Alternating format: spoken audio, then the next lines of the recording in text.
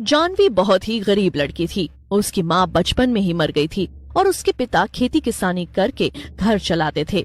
लेकिन पिछले कुछ समय से लगातार खराब बारिश के कारण उनकी फसलों को बहुत नुकसान हुआ था। इसलिए उन्होंने लोगों से बहुत सारा कर्ज ले लिया था। कर्जदार अक्सर घर आते और उन्हें खरी खोटी सुना कर जाते थे। जानवी और उसके पिता दोनों ही अपने हालातों से बहुत परेशान थे। एक दिन दोनों घर में बैठे थे कि तभी एक कर्जदार आया। अरे काका, छोड़ दो उन्हें, उनके पास पैसे नहीं है। अगर होते तो वो कब का दे देते, उन्हें मत मारो। लेकिन वो आदमी जानवी की एक नहीं सुनता और उसे भी धक्का दे देता है। रोते हुए जानवी घर से बाहर भाग जाती है। अरे ऊपर वाले, अगर तुझे मेरी जिंदगी में इतने ही दुख लिखने थे तो तूने मुझे जन्म ही क्यों दिया? इससे अच्छा तो मैं मर ही जाऊं। वो कहते हैं ना कि हमें हमेशा अच्छा अच्छा बोलते रहना चाहिए और कभी भी बुरी बातें अपनी जबान पर नहीं लानी चाहिए। जानवी ने गुस्से में जो भी उल्टा सीधा बोला वो तुरंत सच हो गया। सामने से एक बहुत बड़ा ट्रक आया और जानवी को टक्कर देकर भाग गया। जानवी की तुरंत मौत हो गई और आसपास बहुत बड़ी भीड़ इकट्ठा हो गई। मरते ही जानवी एक चुड़ैल में बदल गई। ये क्या? मैं तो सच में मर गई। लेकिन मरने के बाद भी मेरी हालत तो वैसी की वैसी ही है, गरीब और बेबस। अभी तक मैंने जीते जी इतनी बुरी जिंदगी देखी और अब मरने के बाद भी मैं एक गरीब चुड़ैल बनकर भटक रही हूँ। चुड़ैल उदास होकर अपने घर जाती है और देखती है कि वहाँ उसके पिताजी बैठकर रो रहे थे। ये सब क्या हो रहा है? मैंने क्या बिगाड़ा है किसी का? मैं तो अच्छी भली खेती कर रहा था, लेकिन अब फसल बिगड़ गई तो इसमें मेरा क्या दोष? इस सब से तो अच्छा है कि मैं खुदकुशी ही कर लूं। अपने पिता की ऐसी बातें सुनकर चुड़ैल परेशान हो जाती है और उनके सामने आ जाती है। चुड़ैल को देखकर वो बहुत डर जाते हैं। चुड़ैल, चुड़ैल, बचाओ चुड़ैल! अब ये चुड़ैल कहाँ से आ गई? नहीं नहीं पिताजी, मैं कोई चुड़ैल नहीं, मैं जानवी हूँ, आपकी बेटी। थोड़ी देर पहले ही मेरा एक्सीडेंट हुआ है और मैं एक चुड़ैल बन गई हूँ। चुड़ैल की ये बात सुनकर उसके पिता और भी दुखी हो जाते हैं और रोने लगते हैं। ऊपर वाले, ये तूने क्या किया? सारे के सारे दुख मेरे और मेरी बेटी के जीवन में ही क्यों लिख दिए? हमने तुम्हारा क्या बिगाड़ा था? रोइए मत पिताजी, अब सारे दुख दूर हो जाएंगे, मैं सब ठीक कर दूंगी। लेकिन तू करेगी क्या जानवी? अब तो तू एक चुड़ैल बन गई। वो तो मुझे भी नहीं पता है पिताजी कि मैं क्या करूंगी, लेकिन मैं कुछ न कुछ करके सब ठीक जरूर कर दूंगी। अब मैं चलती हूँ, मैं जल्दी ही वापस आ जाऊंगी। आप अपना ध्यान रखना। इतना कहकर चुड़ैल वहाँ से चली जाती है। वो चलते चलते एक बस स्टॉप के पास पहुँचती है। वहाँ पर कुछ ड्राइवर आपस में बात कर रहे थे। चुड़ैल खड़ी होकर उनकी बातें सुनने लगती है। अरे रामू, तूने तो नई बस ले ली? क्या बात है? अब तू मिठाई खिला। हाँ हाँ, क्यों नहीं, कल ही ले लो तुम सब मुझसे मिठाई।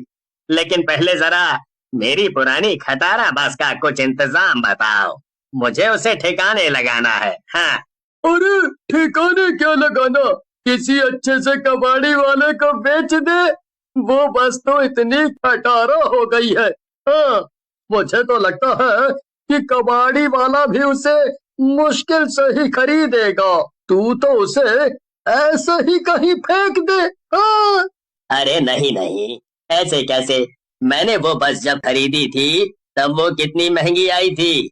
अब उसे क्या मुफ्त में ऐसे ही कहीं फेंक दूंगा? मुझे उसके लिए जरूर कोई अच्छा खरीदार मिलेगा। सब ड्राइवरों की ऐसी बात सुनकर चुड़ैल को कुछ विचार आता है और वो अपना भेस बदलकर एक लड़की में बदल जाती है और ड्राइवर के साथ। जी माफ कीजिएगा, लेकिन क्या मैं आप लोगों से कुछ पूछ सकती हूँ? वो मैंने अभी अभी आप लोगों की बातें सुन ली और मैंने सुना कि आप अपनी पुरानी खटारा बस बेचना चाहते हैं। वो मेरे पिता का कबाड़ का काम है, तो अगर आप चाहें तो मैं आपकी बस खरीद सकती हूँ। चुड़ैल रामू ड्राइवर के साथ चली जाती है और देखती है कि एक बस खड़ी थी जो कि बहुत ही बुरी हालत में थी। देखिए, ये है मेरी बस। बहुत पहले ही मैंने इसे चलाना बंद कर दिया था। अब तो एकदम खस्ता हालत में खड़ी है। अब आप बताइए कि आप मुझे इसके कितने पैसे देंगी? जी, पैसे? पर पैसे तो नहीं है मेरे पास। मुझे लगा आपकी ये बस इतनी पुरानी और खटारा होने की वजह से आप मुफ्त में दे देंगे। तभी चुड़ैल को याद आता है कि मरने से पहले उसने पैरों में चांदी की पायल पहन रखी थी। चुड़ैल झट से पायल उतारकर रामू को दे देती है। देखिए, मेरे पास ये पायल है, आप चाहें तो इसे रख लीजिए, मगर मुझे ये बस दे दीजिए। अरे वाह, हाँ ये हुई ना बात। अब ये कुछ अच्छा सौदा हुआ ना।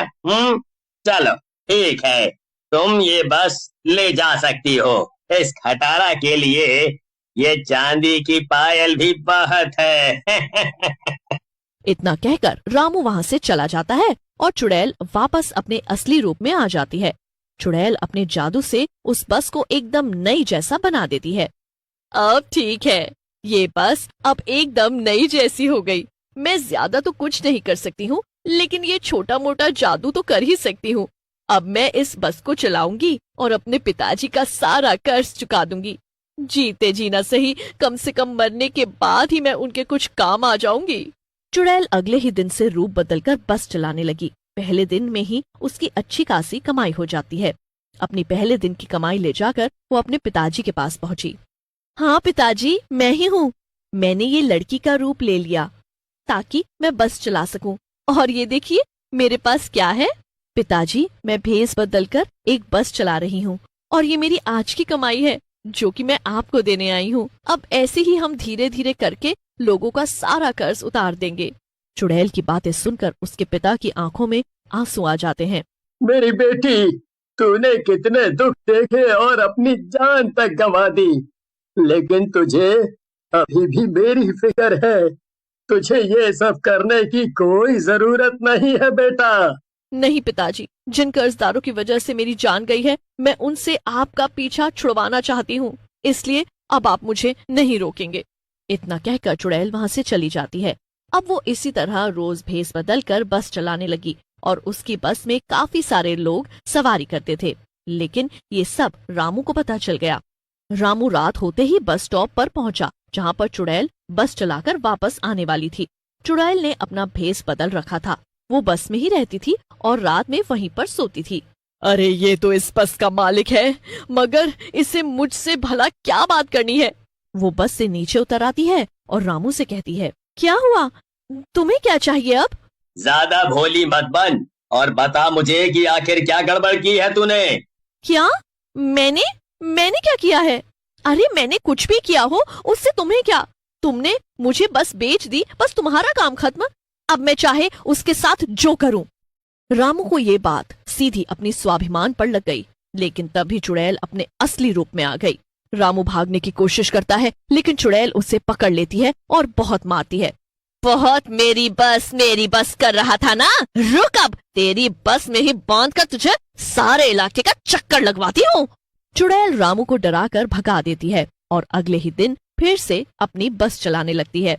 देखते ही देखते चुड़ैल इतने पैसे कमा लेती है कि उसके पिताजी का सारा कर्ज चुकता हो जाता है। पिताजी, आज मैंने आपका सारा कर्जा उतार दिया है, अब जाकर मुझे शांति मिलेगी। इतना कहकर चुड़ैल वहां से चली जाती है और उसे मुक्ति मिल जाती है और वो हमेशा हमेशा के लिए गायब हो जाती है। लेकिन जाने से पहले चुड़ैल वो बस अपने पिता को सौंप देती है और चुड़ैल के बाद उसके पिता ही वो बस चलाने लगते हैं।